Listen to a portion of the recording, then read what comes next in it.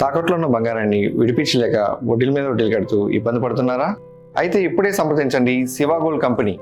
మీ నమ్మకానికి మా హామీ శివ గోల్డ్ కంపెనీ.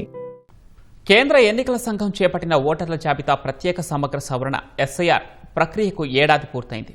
ఈ ప్రక్షాళనలో భాగంగా దేశవ్యాప్తంగా ఇప్పటివరకు దాదాపు 6 కోట్ల మంది ఓటర్ల పేర్లను ఎన్నికల సంఘం తొలగించింది.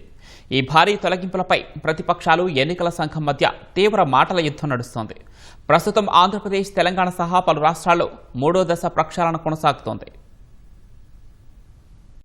గత ఏడాది జూన్ 24న బీహార్ అసెంబ్లీ ఎన్నికల ముందు పైలట్ ప్రాజెక్టుగా ప్రారంభమైన ఎస్ఐఆర్ ప్రక్రియకు ఏడాది పూర్తయింది. బీహార్లో ఈ ప్రక్రియ ద్వారా ఏకంగా 65 లక్షల ఓట్లను తొలగించారు. సరైన పత్రాలు లేవన్న నెపంతో బీజేపీకి మేలు చేసేందుకే ఎన్నికల సంఘం ఈ చర్యలకు పాల్పడుతోందని ప్రతిపక్షాలు, సామాజిక కార్యకర్తలు తీవ్రస్థాయిలో ఆరోపణలు గుప్పించాయి. కానీ ఈ ఏడాది మార్చిలో సుప్రీంకోర్టు ఏకగ్రీవ తీర్పుతో ఎన్నికల సంఘం చేపట్టిన ఈ రివిజన్ ప్రక్రియ రాజ్యాంగబద్దమైనదేనని స్పష్టం చేసింది. అయితే ఈ ఓట్ల తొలగింపు ప్రభావం సంక్షేమ పథకాలపై కూడా పడుతోంది. పశ్చిమ బెంగాల్, బీహార్ రాష్ట్ర ప్రభుత్వాలు ఓటర్ల డేటాను సామాజిక భద్రతతో అనుసంధానం చేయడంతో ఓటు హక్కు కోల్పోయిన వారు ఇప్పుడు ప్రభుత్వ సంక్షేమ పథకాలకు కూడా దూరమవుతున్నారు. ఈ భారీ ప్రక్షాళన కార్యక్రమం ప్రాముఖ్యతను గుర్తిస్తూ దీనిని ఎన్సీఈఆర్టీ సాంఘిక శాస్త్రం పాఠ్యాంశాల్లో కూడా చేర్చారు. అర్హులైన ప్రతి ఒక్కరికి ఓటు హక్కు కల్పించడం, అనర్హులను తొలగించడమే ఈ ప్రక్రియ ప్రధాన ఉద్దేశమని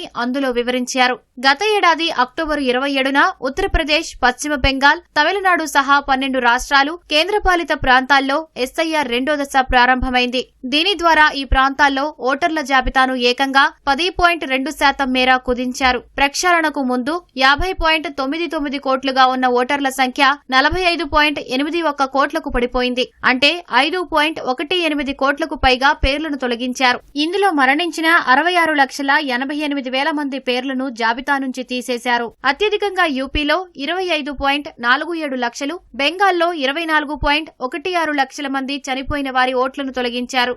ప్రస్తుతం ఎస్ఐఆర్ ప్రక్షాళన ప్రక్రియ 3వ దశకు చేరుకుంది. ఆంధ్రప్రదేశ్, తెలంగాణ సహా 16 రాష్ట్రాలు, 3 కేంద్రపాలిత ప్రాంతాల్లో 3వ దశ సవరణ ప్రక్రియ కొనసాగుతోంది.